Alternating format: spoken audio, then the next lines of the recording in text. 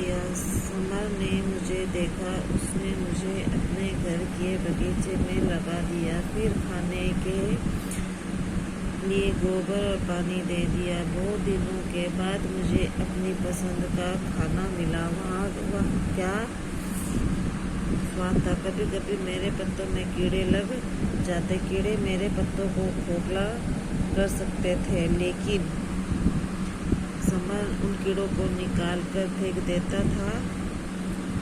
अब समर मुझसे रोज मिलने आता। वह मुझसे ढेर सारी बातें भी करता था। कल मैं समर को अपनी खिला हुआ पहला फूल दूंगा, मेरी डाली का खूबसूरत फूल, शायद उसे पसंद आए।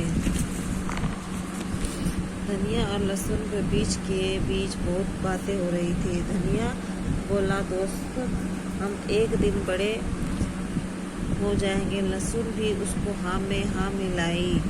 धनिया फिर बोला, फिर हमारा मालिक हमें तोड़कर घर ले जाएगा और खाने में इस्तेमाल करेगा। तभी लहसुन बोला, बिल्कुल ठीक कहा तुमने। एक दादी रोज यहाँ आती है और हमें प्यार से देखती है। हाँ, मैंने भी देखा है, धनिया ने झट से कहा।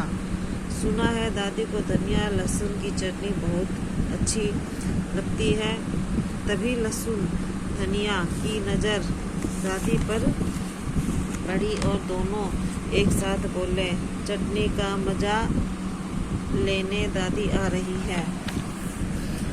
शाम का समय था। सांप शिकार करने अपने बिल की ओर लौट रहा था। अचानक उसे किसी की आहट का एहसास हुआ। तभी उसकी नज़र एक नेवले पर पड़ी।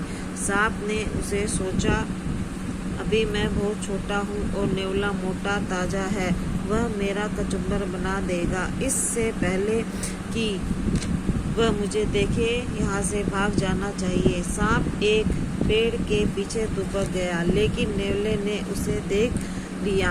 अब तो सांप ने आगे आगे और नेवला उसके पीछे पीछे। सांप झाड़ियों के ऊपर चढ़ गया, पर न नेवले पर ने पीछे न ही छोड़ा, वहीं रुक गया। सांप नीचे उतरा तो फिर से नेवला पीछे लग गया। एक बहुत देर से चल रहा था। इसी आपाधापी में दोनों थक गए। सांप ने कुंडली मार और ही सो गया। नेवला भी वही पसर गया। तो थोड़ी देर बाद सांप बोला, भाई ऐसे ही मेरे पीछे पड़े रहे तो सूख के कांटे बन जाओगे। पीछे बातों को भुलाकर और दोस्ती का हाथ बढ़ाओ।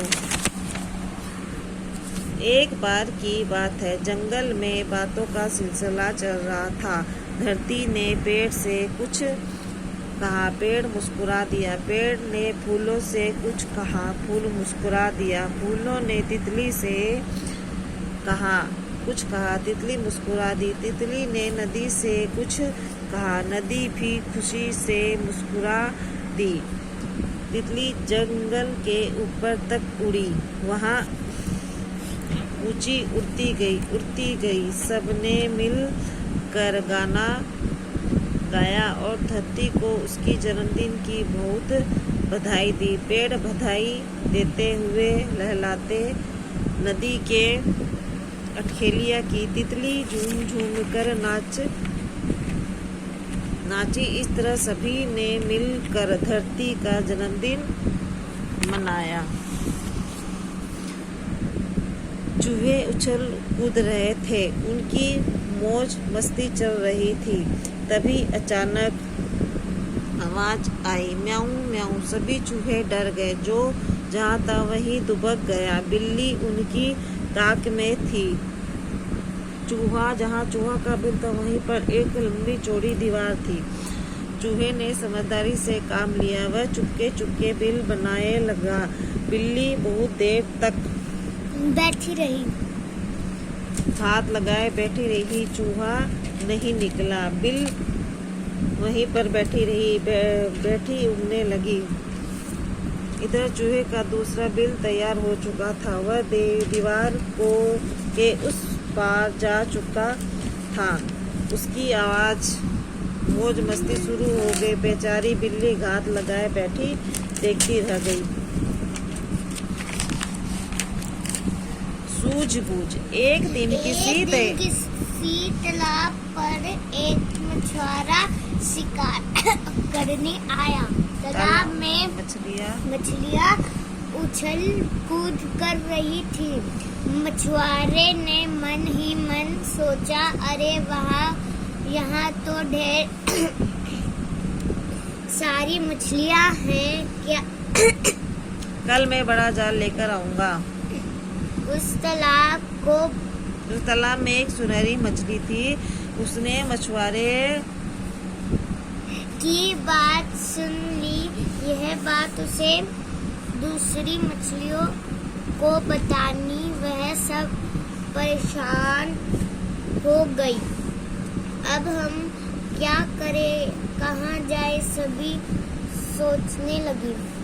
सुनहरी मछली ने कहा, पास एक नदी है, उसकी बहुत सारी मछलियाँ मेरी दोस्त है।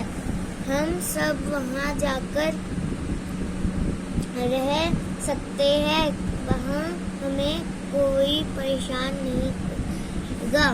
और भी मछलियों तालाब से निकली, एक पतले रास्ते से नदी में चली गई। अगले दिन मछुआरा आया। उसने बार बार जाल को फेंका, लेकिन एक भी मछली नहीं मिली। फंसी। मछुआरा हैरान रह गया। वह अपना सा मुंह लेकर घर लौट गया। धन्यवाद। कहानी सुनिए जरूर, ध्यान से सुनिएगा, आपको कहानी बहुत अच्छी लगेगी।